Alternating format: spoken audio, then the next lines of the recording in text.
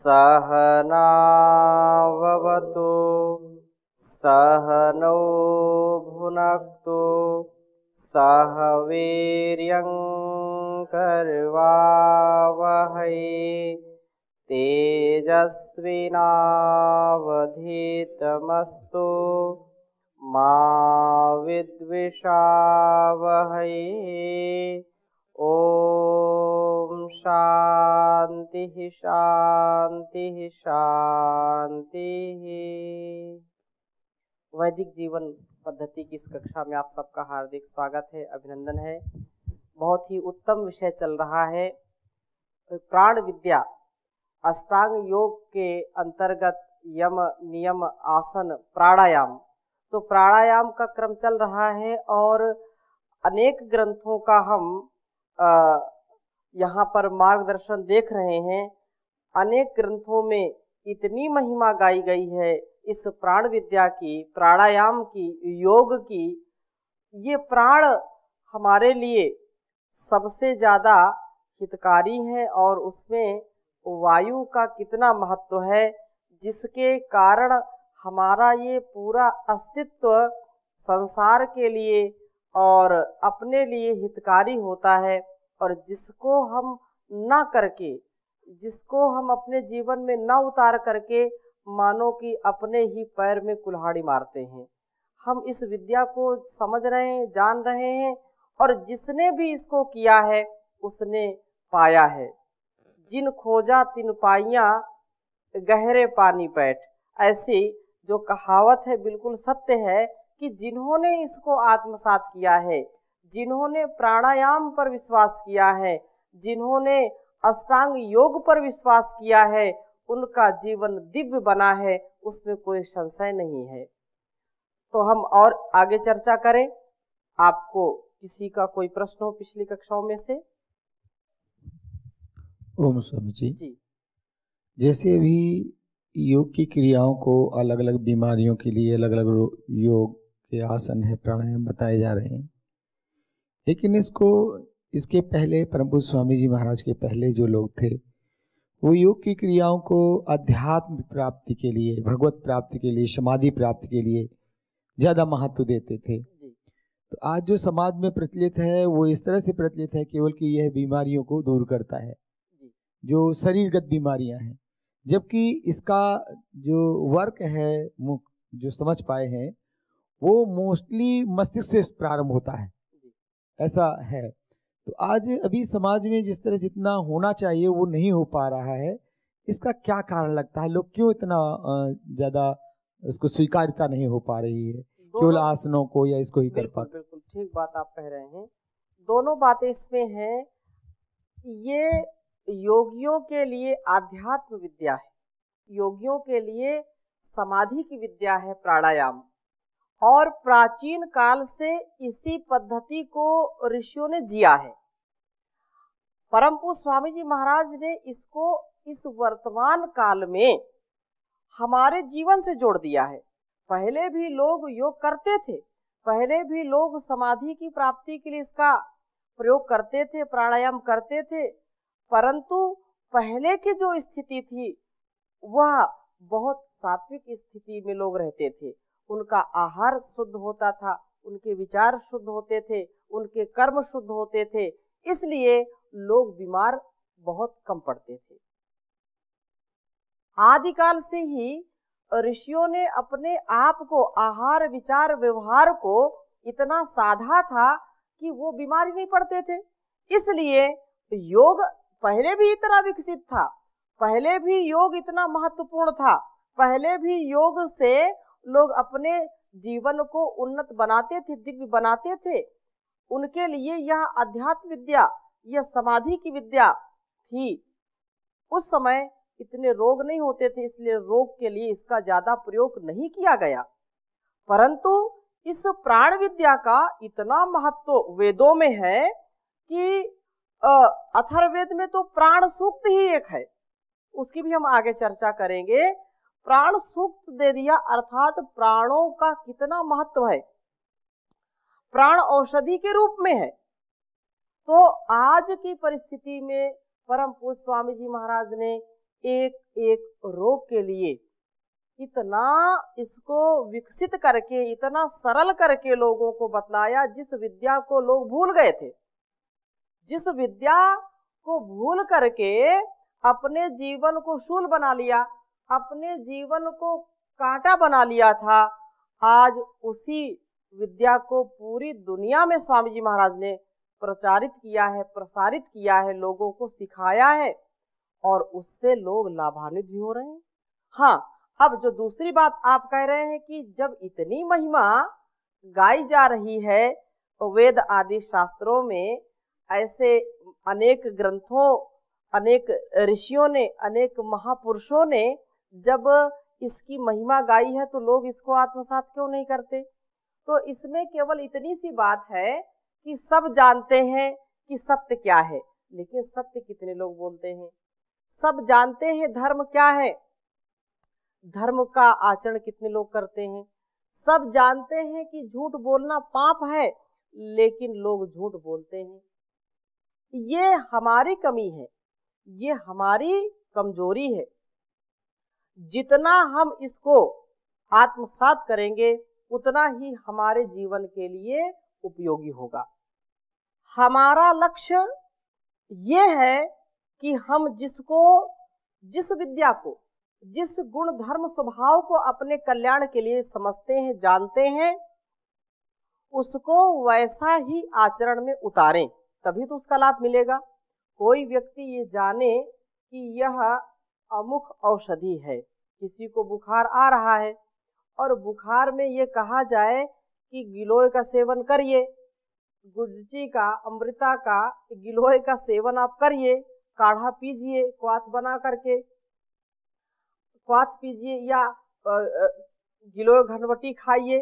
वो जानता है, लेकिन जब तक खाएगा नहीं उसका बुखार उतरेगा नहीं, ज्वर उतर नहीं सकता है। तो जानबूझ नर करे ढिठाई, लोग जान करके, समझ करके उसका पालन नहीं कर पाते हैं, उसको जी नहीं पाते हैं, इसलिए अनेक कष्ट उठाते हैं, अनेक बार बीमार होकर के इस शरीर को नष्ट करते हैं। वो जानते भी हैं कि ऐसा करने से ऐसा होगा, लेकिन फिर भी वैसा नहीं कर पाते, क्योंकि लोगों को जो है उतना पुरुषार्थ करने में, उतनी जो है मेहनत करने में या अध्यात्म जीवन जीने में उनको परेशानी होती है, क्योंकि ऐसा संस्कार नहीं बनाया है। ऐसा विचार तो आता है, लेकिन वैसे संस्कार उन्होंने बनाए नहीं हैं। उनकी जो स्वाभाविक कमजोरी है, उनका जो स्वभाव है, वो वैसा उनके साथ घटित नहीं होने देता है। जैसे कोई चोर है, कोई झूठ बोलता है, असत्य बोलता है, वो जानता है कि असत्य नहीं बोलना चाहिए, वो जानता है कि चोरी नहीं करनी चाहिए, वो जानता है कि भ्रष्टाचार नहीं करना चाहिए, लेकिन वो स्वयं करता है। वो स्वयं नहीं चाहेगा कि मुझसे कोई व्यक्ति आकर के झूठ बोले, वो नहीं चाहेगा, जो भ्रष्टाचार करता है वो नहीं चाहेगा कि मेरे घर में कोई भ्रष्टाचार करे, वो नहीं चाहेगा जो दूसरों को जो है नशा बेचता हो, नशा भी बेचता है और जानता है कि इससे व्यक्ति जो है बर्बाद हो जाता है, जो जुआ खेलता हो और खिलाता हो, दूसरों को खिलाता हो, वो स्वयं नहीं चाहेगा कि उसका कोई सगा संबंधी ऐसी जो है अकल्याणकारी आदत या उसके स्वभाव का वो शिकार हो, लेकिन लोग करते हैं। क्यों? क्योंकि वे अपने कुसंस्कार से, अपने स्वभाव से मजबूर हैं। ये कारण है। लोग जानते नहीं क्या योग से कितना लाभ मिलता है, लेकिन करना नहीं चाहते। आप बोलो कि 10 मिनट अनुलोम विलोम करो, इससे ये लाभ मिलेगा। जो व्यक्ति गंभीर है, धीर है, उसकी गंभीरता उसको वो, उसका स्वभाव उसका वो कराएगी। लेकिन जो चंचल है, जो इस पर विश्वास नहीं करता है, श्रद्धा नहीं रखता है, वो इसको नहीं करेगा। इसलिए जितना जितना हम उपकार करते जाएं अपने कर्तव्य से, अपने सुकर्म से, उतना उतना करते जाएं, लोगों को कितना लाभ मिलता है इसका भी ध्यान रखते जाएं। लेकिन आप ये जो है संसार है ये ऐसा ही चलता है। आप अपने कर्तव्य को करते जाइए, किसको कितना लाभ मिलता है, कौन कितना करता है, वो जो करेगा उसको मिलेगा और जो नहीं करेगा उसको कैसे मिलेगा। बहुत ही उत्तम बात कही है कि यथा ही साधिता सिंहो, प्राणायाम के विषय में ये कहा कि प्राणायाम जो प्राण विद्या है वह शरीरगत प्राण का जो महत्व है यहाँ पर बतलाया जा रहा है। यथा ही साधिता सिंहो मृगम हंति न मानवान तद्वद विशुद्धा पवनः किल विषम न नृणाम तनुम। कहा कि जैसे यथा ही साधिता सिंहो, जैसे कोई पालतू शेर, जैसे एक सिखाया हुआ सिंह शेर केवल मृगों का वध करता है, मृगों की हिंसा करता है, मृगों को मारता है, मनुष्यों को नहीं मारता, उसी प्रकार से विशुद्धा पवनः, शुद्ध और निगृहीत प्राण केवल पाप का नाश करता है, शरीर का नाश नहीं करता है। और यथा पर्वत माता नाम दह्यते मलम तथेन्द्रिया कृता दोषा दह्यन्ते प्राण निग्रहात्। यह मनुस्मृति में भी ऐसा ही कुछ कहा गया, वहां पर मनु महाराज ने कहा है। और यहाँ भी एक योग का जो ग्रंथ है उसमें भी ये बात कही, इसको एक बार लिख लीजिए आप, बहुत अच्छा है। यथा पर्वत धातु नाम माता नाम दह्यते मलम तथेन्द्रिया कृता दोषा दह्यन्ते प्राण निग्रहात्। यथा पर्वत धातु नाम माता नाम दह्यते मलम तथेन्द्रिया कृता दोषा दह्यन्ते प्राण निग्रहात्। तो ये कहा कि जिस प्रकार से अग्नि में तपाने पर यथा पर्वत धातु नाम माता नाम दह्यते मलम, जिस प्रकार से अग्नि में तपाने पर पर्वत की धातुओं का मल जल जाता है। पर्वतों से धातुएं निकालते हैं, पर्वतों में अनेक प्रकार की धातुएं प्राप्त होती हैं और उन धातुओं को फिर जलाते हैं, उनको जो है अग्नि में तपाते हैं और वे अग्नि में तप करके क्या हो जाती है, निर्मल हो जाती है। जैसे सोना को कहते हैं कि अग्नि में तपाने से कुंदन बन जाता है, वैसे सारी धातुओं में जो मल होता है, जो गंदगी होती है, जो अनेक प्रकार के और भी जो है उसमें तत्व या विजातीय तत्व मिले होते हैं, उनको वो जला करके भस्म कर देता है और धातुओं को बिल्कुल निर्मल कर देता है। तथेन्द्रिया कृता दोषा, ठीक उसी प्रकार से जिस प्रकार से अग्नि में तपाने पर पर्वत की धातुओं का मल जल जाता है, उसी प्रकार से इंद्रियों के दोष प्राणायाम से जल जाते हैं। प्राणायाम के अभ्यास से इंद्रियों का जो दोष है, इंद्रियों का जो मल है, जो गंदगी है, जो विकार है, वो नष्ट हो जाता है इन प्राणायाम की क्रियाओं से। प्राणायाम के बल से, उसके तप से इंद्रियों का मल नष्ट हो जाता है, इंद्रियां हमारी बिल्कुल निर्मल हो जाती हैं, स्वच्छ हो जाती हैं, शुचिता से परिपूर्ण हो जाती हैं। और आगे क्या कहा कि जैसे यहाँ पर युक्तम युक्तम तजेत वायुम युक्तम युक्तम प्रपूरयेत युक्तम युक्तम प्रबध्नियात एवं सिद्धम अवाप्नुयात। कहा कि जैसे प्राणायाम के विषय में कि प्राणायाम का जो क्रम है उसको धीरे धीरे प्राणायाम लेना, धीरे धीरे शनै शनै, विधि क्या है, उचित विधि से शनै शनै वायु को छोड़ना और शनै शनै वायु को लेना।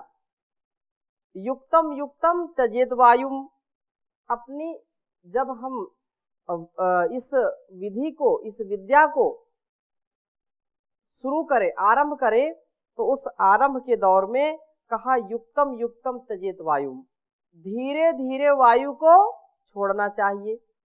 और युक्तम युक्तम प्रपूरयेत, धीरे धीरे ही उसको पूरा करना चाहिए। धीरे धीरे वायु को अंदर रोक करके उसका अभ्यास करना चाहिए। युक्तम युक्तम प्रबधनीयात एवं सिद्धम अवाप्नुयात, इस प्रकार से प्राणायाम को करते समय धीरे धीरे ही लेना, धीरे धीरे ही छोड़ना, ऊपर खींचना और धीरे धीरे वायु को अंदर रोकने का अभ्यास करना चाहिए।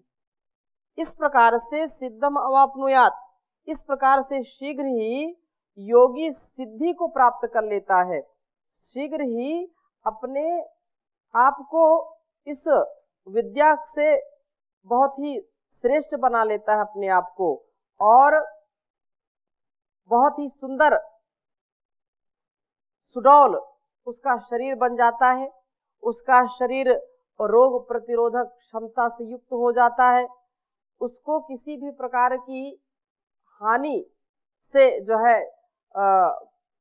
हानियों से बच करके अपने तन और मन को निर्विकार बना लेता है। ये बहुत ही यहाँ पर इसका वर्णन किया है। और एक कहा कि सहस्त्रशः संतु हठेषु कुंभाम मन्यामहे केवलम कुंभमेव, कुंभोत्तमे यत्र तु रेच पूरौ प्राणस्य न प्रकृति वैकृताख्यौ।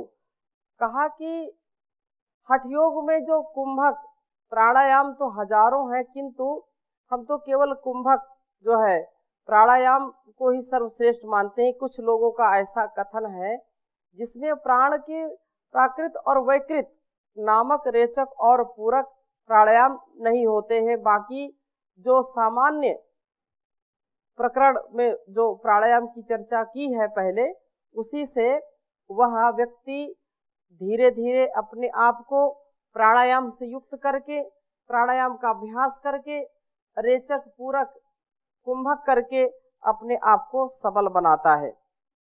और सामान्य करण वृत्ति ही प्राणद्या वायवः पंच, जो ये सांख्य सूत्र में एक बात आई कि प्राण, अपान, समान, उदान और व्यान, ये 5 वायु सभी इंद्रियों की समान वृत्तियां हैं।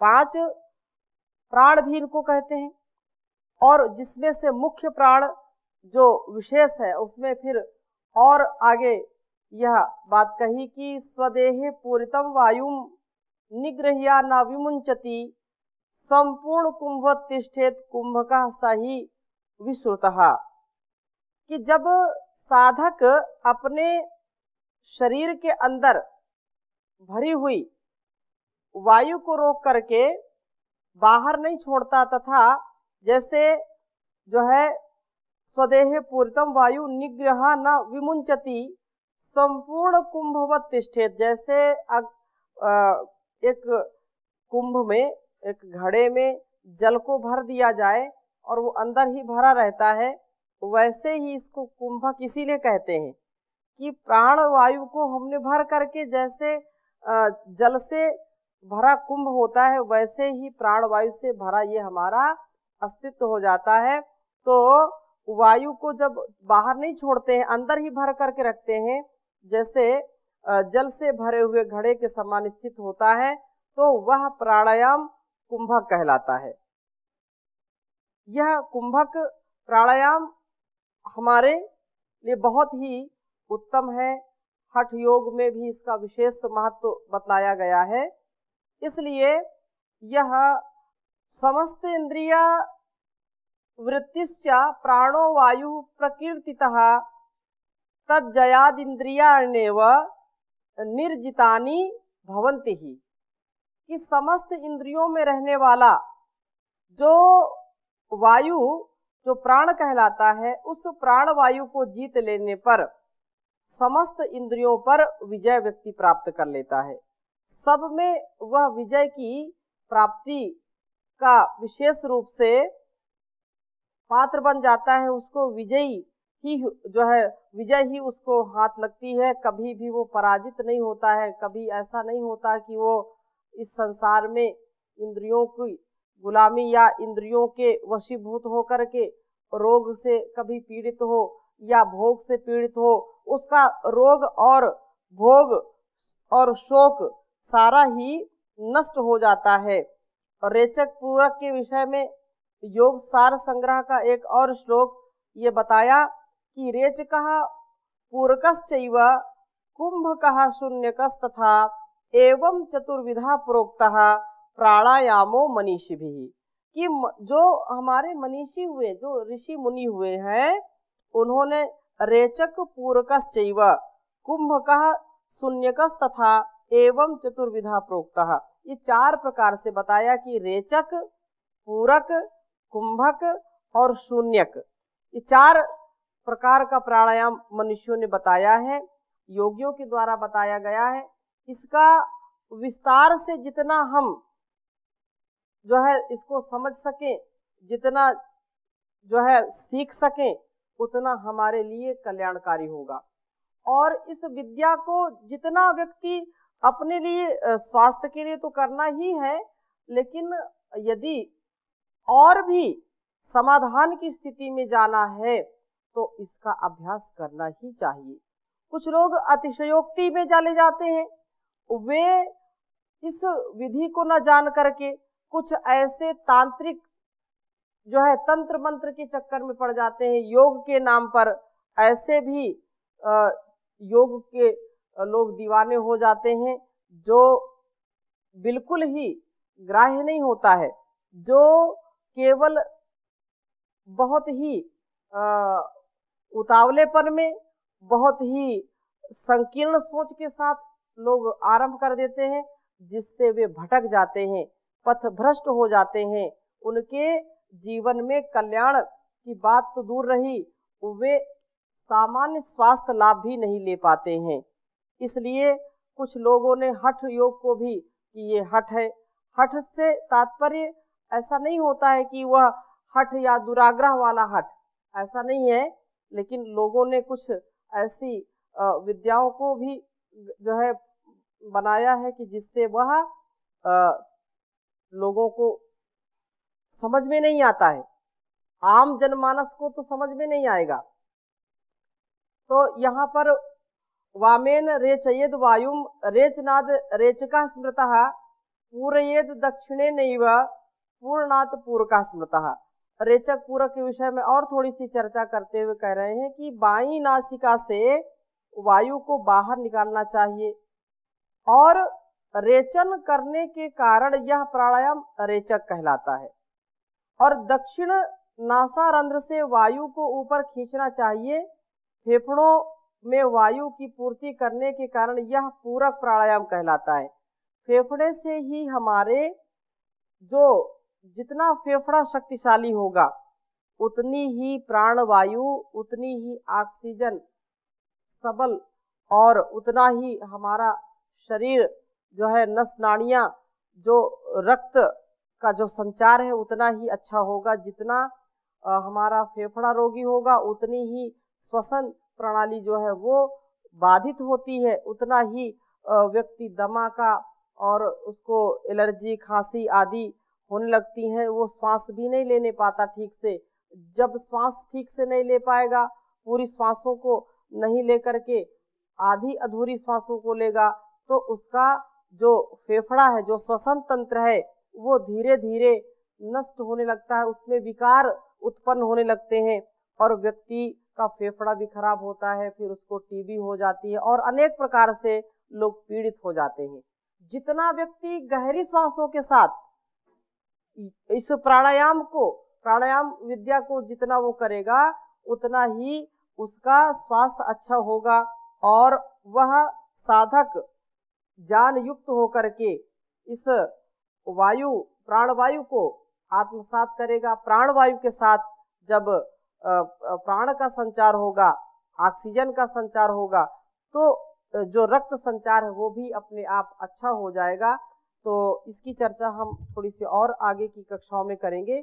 अभी यहीं पर विराम देते हैं हम, क्योंकि थोड़ा सा संकेत मैंने किया है और इसका तो बहुत ज़्यादा विस्तार है, फिर भी कोशिश हम कर रहे हैं कि जितना हम समझने का प्रयास करें, जितना भी हमको समझ में आ जाए उसको हम उतना अपने स्वभाव में, अपने आचरण में उतारें, जिससे इससे लाभ ले सके और हमारा शरीर भी स्वस्थ हो, हमारे रोग सब दूर हो जाएं।